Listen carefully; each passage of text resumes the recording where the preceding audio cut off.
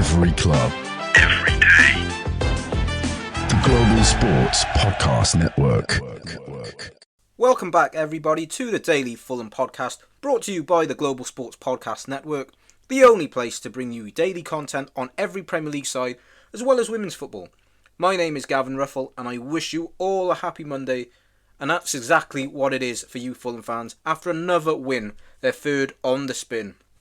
As always on a Monday, I'm here to relive it all, so let's waste no time and get stuck in, shall we?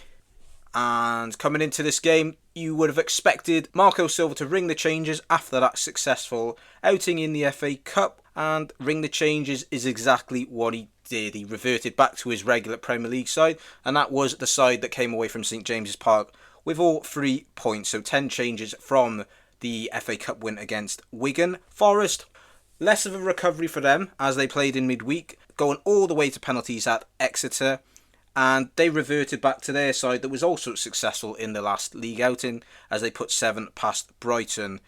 Key bit of team news for them was that Callum Hudson-Odoi, who's been out with a little niggle recently, he was fit enough not to start, but he took his place on the bench. And I guess going into this game, it was difficult to know what to expect because based on the game earlier in the season where Fulham came out 1-0 victors at the City Ground, you may have expected something similar, something a bit cagey. We know how Nottingham Forest like to play. They like to counter-attack.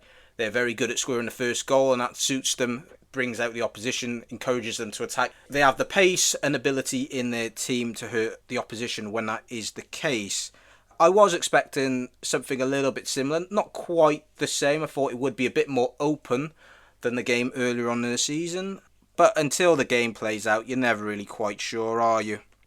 So on to the action then, and there were no early chances, not in the first 5 or 10 minutes, but it had a bright feel to the game.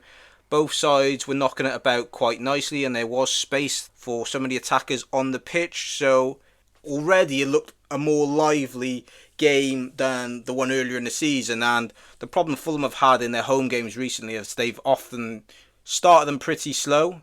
Home form has been an issue, and they've made slow starts in those games. The atmosphere at times has been a little bit tepid, and that's kind of the way they've played on the pitch. So a home win here was certainly what the doctor would have ordered after a longish spell without one. Nottingham Forest did have the first chance of the game. It falls to Nico Williams, former Fulham player. One of 2 former Fulham players Forest had in their ranks, along with the other wing-back, Ola Aina. Nottingham Forest continuing to play that 5 at the back that worked so well for them in the last league game. So Nico Williams does have the first opportunity for Nottingham Forest. Ball's fizzed around at pace, and it comes over to Nico Williams, who's playing on the left side. He shifts it onto his favoured right foot inside the box, but he fires it just wide. So that's an early warning for Fulham. And then he's immediately involved again, but this time up the other end as Adama Traore takes him on, manages to get a cross in just before the ball runs out of play. Jimenez rises. It's a really good leap from him. It's a difficult header as he has to generate all the pace on the ball, but he puts it just past the post. Some of the Fulham fans thought it had gone in, wasn't to be. And Fulham were starting to get on top after that little moment. As you probably would expect, they started to dominate the ball, starting to enjoy the lion's share of possession. Nottingham Forest's success this season hasn't been built upon seeing a lot of the ball, but what they've been effective at doing is making the most of the ball they have. They rank lowest in the whole league for possession, so that pattern was starting to emerge here, and Fulham were knocking the ball about really crisply, looking really sharp. And that sharpness, that fizz they had about them, it resulted in a goal. Traore, who had already caused problems for Nico Williams prior to this time he commits Nico Williams and he goes on his other side. He goes on his left foot, gets across into the back post. Emile Smith-Rowe makes a good run. Ball floats over Morato's head, and he has the simplest of tasks to nod it in from close range. Another headed goal for Emile Smith-Rowe. Good for De Cruyff and De Bruyne to get on the score sheet again after a little bit of criticism in recent times. But Adama Traore deserves a huge amount of credit for the ball he delivers on a sixpence, and Emile Smith-Rowe, right place at the right time, puts Fulham in front. From the neutral perspective, it probably makes the game a little bit more interesting then, and you wonder what Forest are going to do in terms of the game plan, because We know how effective they have been when they have scored the first goal. So conceding the first goal here would ask another question of them. Fulham were full of life, full of running, and let's not forget the majority of players on that pitch, they've had a 2-week break, haven't they? So you would have hoped they'd be feeling fresh, and it certainly seemed that way. Traore was full of confidence by this stage. He sizes up Nico Williams again, rolls the ball in front of him, and then just asks Nico Williams, come on then, let's have a foot race. Again, he gets a cross in on his right before it goes out of play. And again, Raul Jimenez is the guy that makes first contact. He gets on the end of the cross, but heads it straight at Sells. And Traore was having an impact on his game, not just going forward, but in terms of his defensive duties as well. Murillo, he went on one of those lung-busting runs you often see from him. He drove forward from the edge of his own box, carried it forward into the Fulham half. But who's there to stop him in his tracks? Adama Traore. Murillo didn't want any of that. And Adama Traore was certainly feeling himself at this stage. Fulham nearly made it 2-0. This is almost a brilliant goal. Iwobi slides it into Lukic, who has his back to goal. He sets it for Jimenez to hit. He cuts across it with his right foot. It looks like it's sneaking in, angling into the corner, but Sells diverts it behind for a corner. Fulham continue to probe in the first half. The movement's good. The passing is crisp. They continue to ask questions of this Forest back five, but they need to make the dominance count, don't they? We've seen in many games this season, Fulham have had a goal lead but have struggled to extend it and capitalise on their dominance in games, let teams back in, and then things can go pear-shaped. And this is what happens here, because Forest, out of nothing, out of the blue, they get an equaliser. It's kind of a hopeless punt from Gibbs-White into the penalty area, where Chris Wood is competing against Calvin Bassey and Anthony Robinson. Bassey makes the initial contact, but he's not able to clear it. So the ball falls to Chris Wood. He shifts it from his right onto his left foot to fashion a shooting opportunity. And Wood, he's proven this season he doesn't need many chances to score, and it's no different here. His shot deflects off Bassey and nestles in the bottom left corner. It's a blow for Fulham, as their play up until that point it probably merited more than a goal lead. But if you don't kill off the chances, then good teams like Nottingham Forest and the form they've shown, they can always find their way back into this game. And Chris Wood, as I've said, this season he showed he doesn't need many opportunities to punish the opposition. He does just that. Another game where Fulham have failed to shut the back door. And it's back to where we started. Before the end of the half, Fulham do have a couple of opportunities for Iwobi. There's a rasping volley from about 20 yards that goes over, and there's an improvised backheel flick from a low cross by Lukic. Ball's just behind him, but he cleverly manages to backheel it, but Sells his alert, comfortable save. There's another Jimenez effort, this time from range. Sells, again, he makes a save. Does well to palm it behind as the ball just bounces in front of him. And that kind of marks the end of the action for the first half. A really enjoyable first half. Not something I would have necessarily expected. I thought it would be a little bit cagey, and maybe Fulham getting that goal, it just opened the game up a little bit.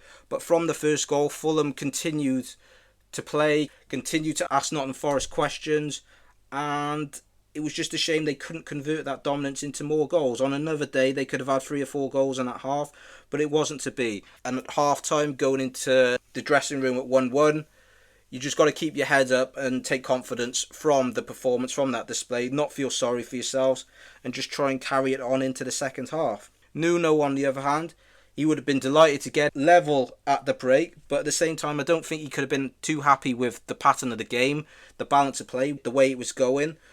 And no doubt at half-time he would have been pondering what he needs to do for Nottingham Forest to seize the initiative in the game, to arrest control, because it looked like there was only one team going to win it. But whilst it was 1-1, there was every chance that his team could come away with the 3 points that would cement their place, their position in the league. And it's easy to say at half-time for Marco Silva, just more of the same, keep doing what you're doing, but it rarely works out like that, does it? Especially when 2 teams of similar ability are playing against each other. But all in all, I think it was a really encouraging first half, and it was one of the best halves of football they played in a long time, certainly at home, because based on recent evidence, that seemed to have been lacking. And Adama Traore was one of the cornerstones of Fulham's success in that half, terrorising Nico Williams, and Nuno had to come up with a plan in order to stop him. Because if he continued to have the joy that he did, then Fulham would have a great chance of going on to collect 3 points. 65% possession, 5 shots on target, but it was just about being more ruthless, more clinical, and they could get their just desserts. On to the second half action shortly. Before then, let me tell you a little bit about our sponsors. Here at the Global Sports Podcast Network, we spent a lot of time selecting our delivery platform. Zencastr came out the clear winner. With 4K video recording from your phone and AI editing that automatically removes all those ums and ahs, it's super easy to start a podcast that sounds great and is delivered efficiently.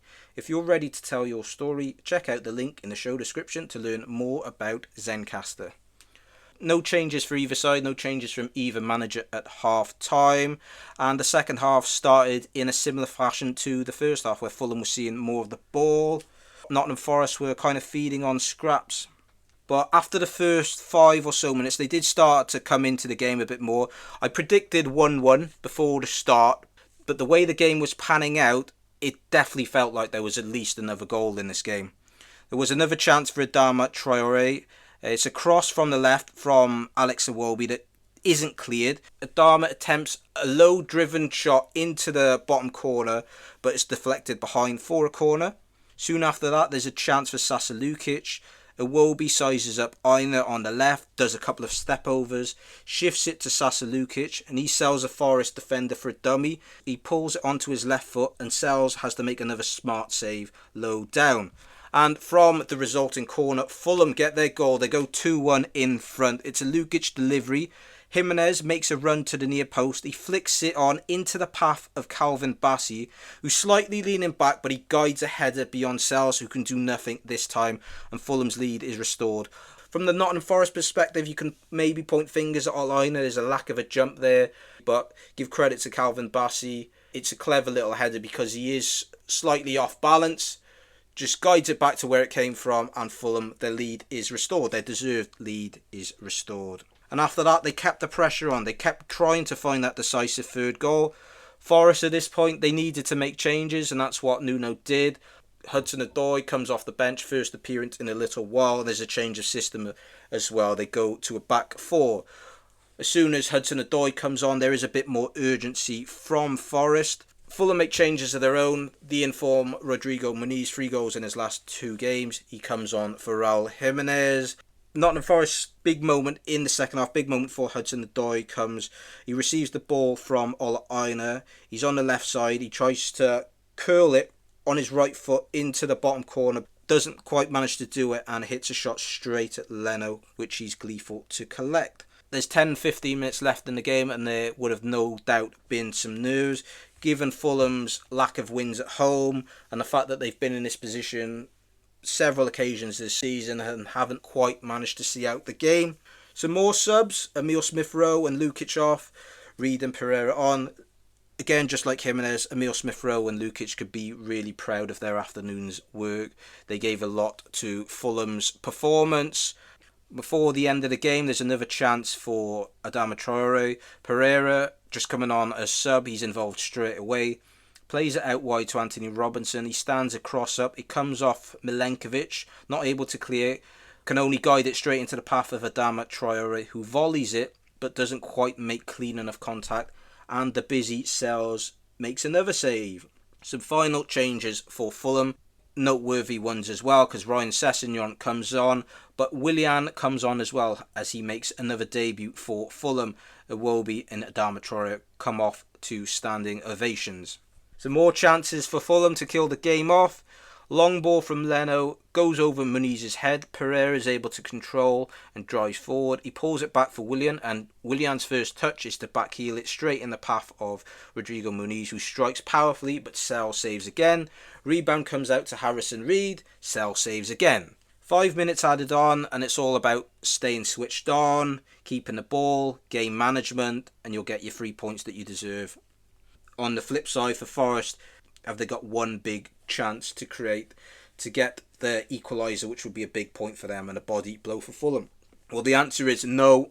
Fulham are able to manage the game comfortably and come out 2-1 victors. A thoroughly deserved win. A very good performance. A very enjoyable afternoon at the Cottage for the Fulham fans, and great to be back to winning ways at home, because it's been a little bit too long.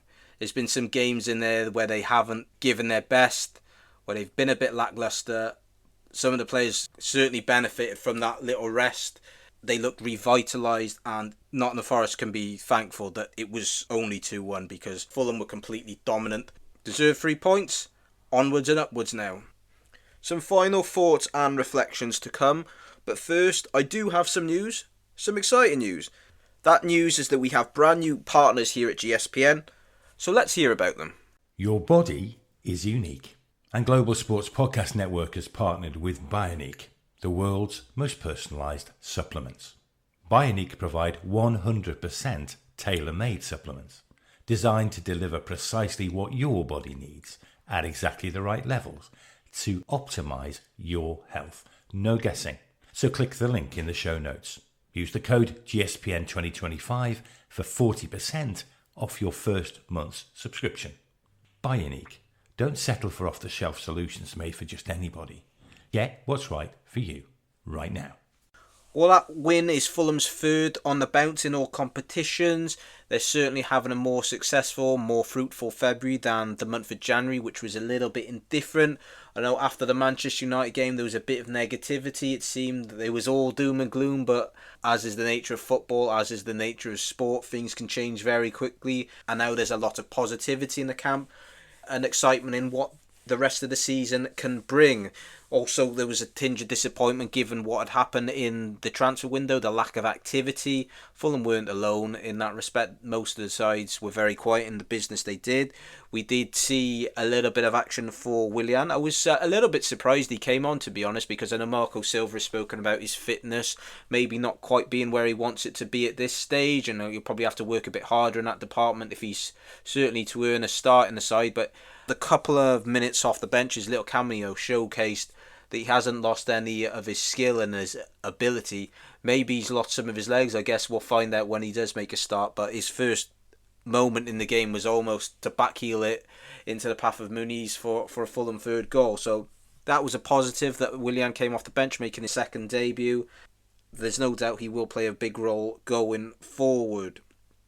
Fulham up to 8th in the league now, and I talked them out of qualifying for Europe after the Manchester United game. I kind of wrote them off, so it's a testament to Marco Silva, it's a testament to the players, the reaction that they've shown to win the subsequent 3 games after that and put themselves in a position now where people will start believing. But that's the concern now in itself, that people will start dreaming and start thinking of what is achievable, what is possible, given the points they're on and given the fact they're not too far away from some of the teams in front of them, given the fixtures in front of them. I think the next couple of games are against bottom half teams, so people will automatically start thinking, ooh, chance of getting points here, but you can't get ahead of yourself, can you? We know how Fulham have fared against some of the teams in the bottom half this season. That's back-to-back doubles now. In the last 2 outings, they've beaten Nottingham Forest and Newcastle, 2 very good sides, 2 teams that are ahead of them in the table. And there's not many teams that are going to do the double over both of those sides. I'm not sure if there's going to be any other team that's going to do the double over both of those sides. Nottingham Forest coming into this one certainly hadn't lost many games this season. They've been a really tough nut to crack, that Bournemouth result aside. So to beat them in the manner that they beat them, Fulham fans should take a lot of joy out of that and a lot of joy out of the performance. As I touched upon, their home form has been indifferent, to say the least, recently, having to go back to early December to find their last victory in the league at Craven Cottage. And not just that, some of the performances haven't been so good. But thankfully Fulham were able to get the positive result and they got the positive performance. Even if things had gone awry towards the end of the game and Nottingham Forest had got an equaliser, I still think there would have been more positives than negatives to take from the game and a lot of encouragement based on that performance. I thought Adama Traore was superb. I feel like he terrorised Nico Williams, gave him a really torrid afternoon, and that was the Adama Traore we were seeing at the start of the season, who kind of then fizzled out, faded away. He's got his place back in the team due to Harry Wilson's unfortunate injury. Reece Nelson's out as well, so it's up to him to make the most of that and capitalise on it. And I feel like this was him back to his brilliant best. We know what he can do. He's got strength, he's got pace, but sometimes the end product's lacking. Decision making can be questioned, but he got that absolutely spot on. And assist for the first goal for Emile Smith-Rowe. Absolutely beautiful ball. Smith-Rowe can't miss, and he could have got on a score sheet himself on another day. And it's not just that. It was the hard work he put in as well, not just his forays forward. I talked about it there when recapping the game. There was a bit of defensive work in the first half when he stopped Murillo in his tracks. So all round, I think it was a really impressive display from Adama Traore. And if he can get back to that early season form, then he's going to be a valuable asset in this Fulham team for the rest of the season. And hopefully the same can be said for Emile Smith-Rowe, who notched another goal, scored recently in the win away to Leicester. It's unusual that he's getting headed goals, but he times his run to perfection for the goal, and he has the simplest task. The delivery from Adama Traore makes the goal, but he's Johnny on the spot, right place at the right time. And he's, again, similar paths they've sort of followed. Both those players started the season well, and they just faded a little bit. I know there was a setback with Emile Smith-Rowe from his injury, but I thought he was bright, he was energetic, and was the player we were seeing earlier on in the season. Hopefully that can be the catalyst now for more consistent performances for the rest of the season, because there's no doubt in the talent he has. I think we just want to see it more consistently. Raul Jimenez, as I said, he came off, replaced by Rodrigo Muniz with 15 minutes to go, and it was a good afternoon, good outing for Raul Jimenez. I think there's healthy competition. This was something Marco Silva spoke about in the press conference leading up to the game. Muniz has come on as a substitute and impacted games, got his start in the FA Cup, scoring 2 goals, but Jimenez, his numbers are decent this season, and people will still talk about it when players miss chances, about it being a problem position for Fulham, and I think you've got to put that to bed now. They have 2 very good Premier League quality strikers at their disposal, and on one day one can start, on another day another can start. There's not much between them, but I think he'll be disappointed going off given the chances he had, that he wasn't able to get on the score sheet. Maybe that's the difference if you look at the strikers on both sides, that Chris Wood is having the season of his life. He gets one opportunity and he's able to put the ball in the net. Raul Jimenez has 4 or 5 opportunities and it doesn't quite go in for him. But that shouldn't detract from what he gave Fulham in this game. He was a real nuisance for those Nottingham Forest defenders and gave them a really uncomfortable afternoon. The other player I think shouldn't be overlooked is Sasa Lukic. I thought he was absolutely superb. He was everywhere. Managed to avoid getting that suspension, but if you look at some of his stats from the game, they're absolutely unbelievable. 100% pass completion, 6 chances created, 1 possession 5 times, won 4 duels, and 3 touches in the opposition box. And I think with Sander Bergen next to him, it just gives him that licence to roam forward a bit more. We saw him link attacks, join in attacks, and showed that he's got that ability in his game, not just to be that sort of defensive shield that keeps things ticking over in midfield. So I thought it was a special performance from him. If you look at Nottingham Forest, they were well beaten. Nuno, he can have no complaints, no excuses. Their best player was Matt Sells, and that says it all really, doesn't it? I think Fulham had 24 shots on goal, almost half of them on target, and he had to be alert to keep it down to 2-1. The only disappointment for Fulham is that they only scored 2 goals because they created enough chances there to score 4 or 5, and that wouldn't have flattered them. The fact that it was as close as it is tells you about Sells. It tells you about Fulham's finishing. So it was an off day for them. Apart from that, they were well beaten and Fulham were able to nullify their threats. Gibbs-White struggled to get into the game. Elanga, they kept him quiet, and despite Wood's goal, that was the only chance he had in the game. So it's a setback for them in terms of the Champions League hopes, and they've got a little bit of a tricky run now. Newcastle, Arsenal and Manchester City, so that's a big test for them. We'll see what they're made of. We'll see where they are after that. But to be where they are, to be in with a realistic shout of Champions League football, just shows what they've done this season and the strides they've taken from the last couple of seasons where they've been hovering around relegation. And I'll hold my hands up, I thought they'd be in and around relegation again. So it was an off day for them, comprehensively beaten, but they'll dust themselves down and they'll go again for the next one. Marco Silva after the game, kind of what you would expect really from him, saying it was a well-deserved 3 points. Great performance from first minute until last.